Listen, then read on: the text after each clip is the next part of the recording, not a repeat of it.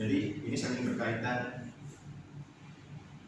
Ya, artinya di sini kamu akan menghitung jarak antar bus itu kan sebagai banyak pertimbangan ya. Iya. Ya, kan salah satunya mempertimbangkan antrian itu ya. Tapi juga mungkin berkaitan dengan jalannya atau apa fasilitas jalan segala macam ya. Ya, tapi kamu akan fokus ke mengatur jarak itu karena diakibatkan oleh antrian. Nah, kenapa bisa terjadi antrian di situ? Menurut teori gimana? Itu bisa terjadi antrian dikarenakan lamanya kedatangan bus, Pak, yang disebabkan oleh bisa terjadi karena kemacetan atau kurangnya armada bus yang dioperasionalkan gitu.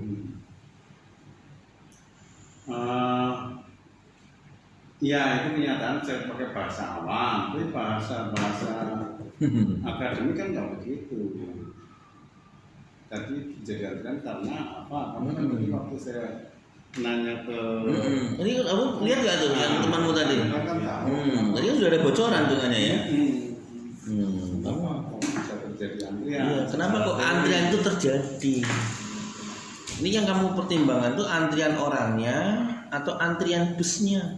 Yang saya pertimbangkan itu antrian orangnya. Jadi di dalam halte, di dalam kondisi halte yang terjadi penumpukan yang sedang mengantri kedatangan bus. Jadi tadi kaitannya saya pancing distribusi kedatangan sama distribusi. Itu gimana kondisinya? Kondisi antri itu pada saat apa? Antara kaitannya apa kalau distribusi laju kedatangan sama laju pelayanan lah itu mana yang menyebabkan antrian? Yang menyebabkan antrian itu laju kedatangannya. Iya, kalau kedatangan kenapa? Apa kaitannya dengan laju pelayanannya?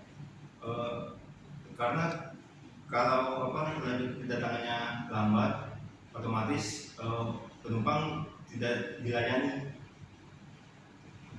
Gini, laju kedatangan orang itu lebih cepat atau lebih lambat daripada laju pelayanan kalau terjadi antrian pada saat kondisi seperti apa?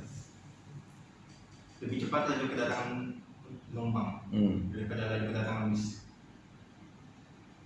Itu layanan. Ya, jadi yang melayani busnya sekarang kan? Yakin. Ya. Ya. Jadi ke distribusi pelayanan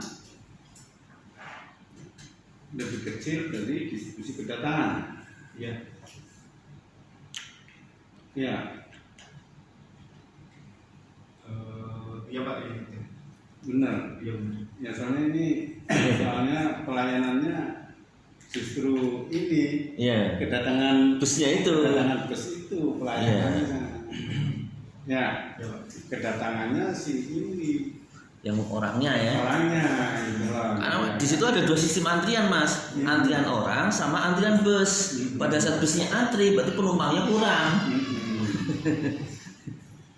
Ya, ya karena ngatur jarak berarti distribusi kedatangannya, distribusi pelayanannya yang kecil. Iya. Mengatur bisnya. Nah, oke, itu kan kamu berdasarkan antrian itu, ya. Dan nanti jaraknya gimana kamu cara ngaturnya? Berarti kan kamu kan distribusi pelayanannya yang akan di otak-atik lah ya. Ya, Kalau orangnya kan nggak bisa diperintah nih, tidak terkontrol kan kalau orang datang kan nggak terkontrol. Dan ini pun kan terjadi pada saat kondisi sibuk pak. Kalau nggak sibuk kan aman-aman aja sebenarnya. Kan sudah di kondisi sibuk sini. Iya makanya. Sibuk. Ya, jadi nanti yang diatur itu adalah yang ini adalah distribusi pelayanannya. Dan distribusi pelayanan itu berkaitan dengan kedatangan bus. Ya, itu yang kamu atur. Ya. Ya. Nah itu kalau kamu pakai teori antrian karena kamu walaupun mengatur kedatangan bus, tapi kan kamu berkaitan dengan ini juga kan. Kira-kira teori antrian kan ada 4 macam gitu, apa saja dan kira-kira permasalahan yang kamu ini termasuk yang tipe mana gitu loh. Kalau untuk permasalahan ini tipe yang single channel single bus Pak. Senior service, Iya. pilih yang paling gampang. Iya, itu karena kan halte itu kan hanya ada satu jalur layanan aja. Dan ini juga dilintasi oleh satu rute aja. Itu, Iya. itu jadi sih one channel, one piece itu ya. Iya. Ya, oke. Oke. Terus pastinya kan di situ kan ada panjang antrian, ada ini gitu kan. Selama panjang antrian di dalam sistem, panjang antrian di dalam itu sendiri gitu dalam pelayanan itu. Kamu apa itu rumusnya? Kalau untuk panjang antrian dalam pelayanan itu sebenarnya ada perhitungan headway ya. Itu perhitungan headway itu perhitungan yang dimulai dari halte keberangkatan, yang mana bis dalam kondisi kosong tidak ada penumpang, itu sedang mengantri. Jadi di sana ada maksimal misalnya mengantri sekitar 2 menit. Jadi kalau perhitungan itu juga jadi laju kedatangan bis ke halte-halte berikutnya itu beda gitu.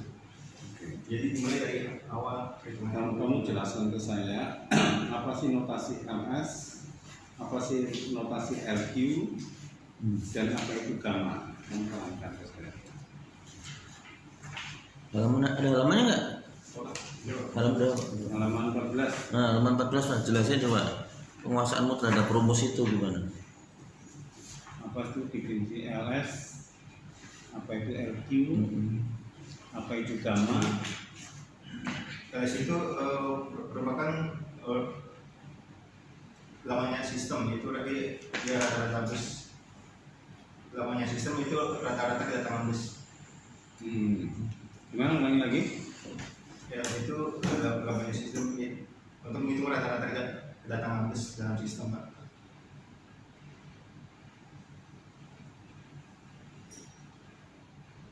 Rata-rata penumpang dalam sistem. Iya. Nah justru di sini yang menjadi pelayannya itu adalah bus. Iya, kamu jelaskan sesuai dengan kasusmu. Kan katanya yang ngantri penumpangnya, jadi bukan busnya ya Pak ya. Iya. Karena pada saat yang ngantri busnya itu berarti penumpangnya kurang malahan. Berarti malah nggak masalah.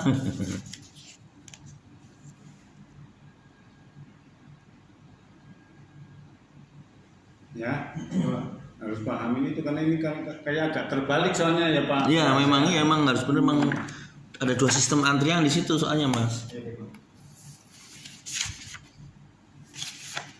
Terus WS apa WS?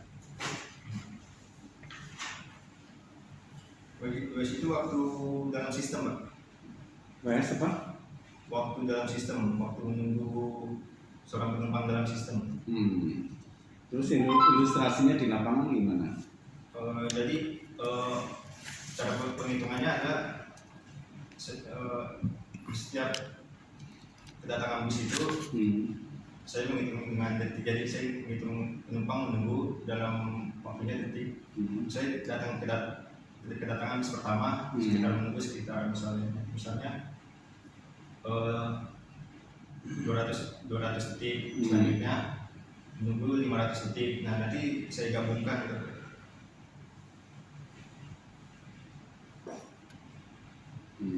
Itu ya. Ya, Pak.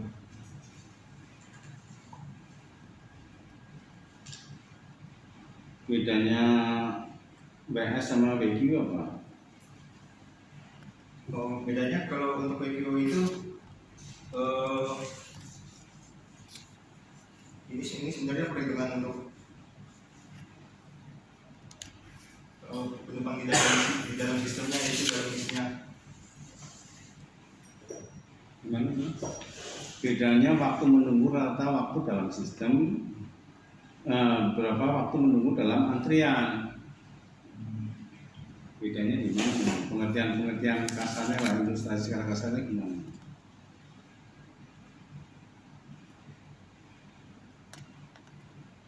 Kalau yang WQ itu waktu menunggu penumpangnya kalau busnya kedatangan busnya Pak, jadi ini saling berkaitan sebenarnya. Jadi ada dua perhitungan itu.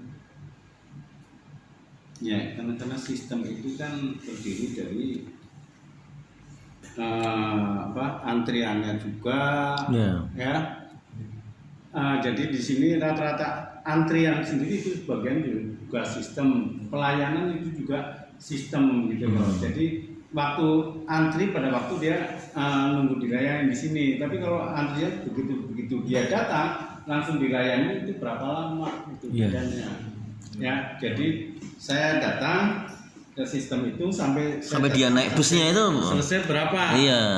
Tapi kalau waktu antrian dalam sistem itu sudah di depan loket gitu. Ya enggak. Ya, kamu harus perhatikan notasi yang seperti ini. Ya, pengertian waktu antrian dalam sistem maupun waktu antrian dalam rata-rata antrian dalam antrian beda ya. Sistem lebih luas daripada antriannya gitu loh. Kalau sistem itu keseluruhan ngantri plus di dalamnya Pak ya. Iya, plus di dalamnya. Jadi di dalamnya itu dari mulai naik sampai busnya itu berangkat. Kira-kira gitu Pak ya. Ya kan, kalau udah berangkat berarti sudah dianggap dilayani kan. Nah, tapi pada saat dia belum naik itu baru dianggap dia dalam antrian. Apalagi di sini mungkin yang harus ingat ini Pak, dia bentuknya lot Pak. Karena yang masuk ke bus itu kan nggak cuma satu, rata-rata yang masuk bus itu berapa orang. Jadi sama-sama yang mungkin yang pertama datang nunggunya setengah jam, yang berikutnya bisa saja 1 jam. Nah, tapi naik dia dalam waktu yang bersamaan. Nah, itu juga harus dipikirkan. Beda dengan kasir Pak. Kalau kasir kan dilayani satu-satu. Nah, yang bus ini agak unik karena dilayaninya satu lot. Jadi kalau misalnya di tempat duduk itu masih ada berapa? 40 tempat duduk atau ini ya berarti kan bisa masuk semua Pak. Jadi agak khususnya di situ. Makanya satu lotnya harus ada rata-rata. Satu lotnya itu rata-rata berapa? Karena satu lot itu bisa naik semua, nggak perlu nunggu lama-lama. Makanya walaupun kelihatannya penuh, kalau tempat duduknya masih banyak yang kosong ya udah, yang baru datang pun bisa masuk. Yang halaman 17 itu jarak tempuh ya, jadi dan jumlah antrian armada gitu ya. Ini rumusnya gini kan. Tapi ini ada 2 hal ya, yang satu. Ya, memang ini ada 2 sistem itu Pak, emang ada 2 kondisi, makanya harus benar-benar ini Pak tertib, kalau enggak. Oke lah, mungkin ini juga hal yang baru ya. Biasanya kan hanya antrian aja, tapi ini ada mengatur distribusi pelayanannya itu. Iya betul Pak, ini masalahnya memang agak rumitnya di situ karena ada 2 sistem Mas. Walaupun satu pace atau ini, tapi 2 sistem, antrian orang sama antrian. Minta diperbanyak lagi ya, yang untuk yang halaman 17 itu ya. Iya Pak. Ya itu teorinya hanya cuma 1 bab, sebenarnya ini bisa. Iya, coba ditambahin lagi ya tentang referensi ini. Oh iya Pak. Ya itu tadi Mas, apa referensinya Pak ya? Yang halaman 17. Halaman 17. Halaman 17 ini kan ada untuk menghitung jarak tempuh ya. Ya. Nah, itu ada ini waktu tempuh, jumlah bus, Ini ada teori tentang apa lah. Dan sumbernya diambil dari mana Mas? Kan ini kan saya yakin kalau teori antrian kan nggak nyampe ke sini. Karena ada kombinasi antara teori yang dari itu perencanaan operasional sama dengan operasional busnya itu sendiri. Ini ya itu ada, kan harus matching antara itu. Ya. Jadi kamu perbanyak ini ya, sumbernya dari mana? Ya, jadi ini kan nggak ada sumbernya nih ya. Sumbernya belum kelihatan, apakah manual yang dipakai oleh Transjakarta itu apa manualnya. Jadi jelas kalau yang model-model antrian kan sudah ada Pak ya di perencanaan operasional, tapi kan yang khusus ini kan belum ada. Referensinya dari mana? Terus satu itu, kedua ini daftar pustaka kan cetak miring semua, ya cetak miring hanya judulnya. Iya, judulnya aja Mas. Jadi yang lain tetap tegak, cetak miring judulnya dan dibikin ada yang masuk ya Pak ya. Ini belum urut abjad belum nih? Udah ya? Udah, tapi kurang banyak nih Mas. Ya, Pak. Terus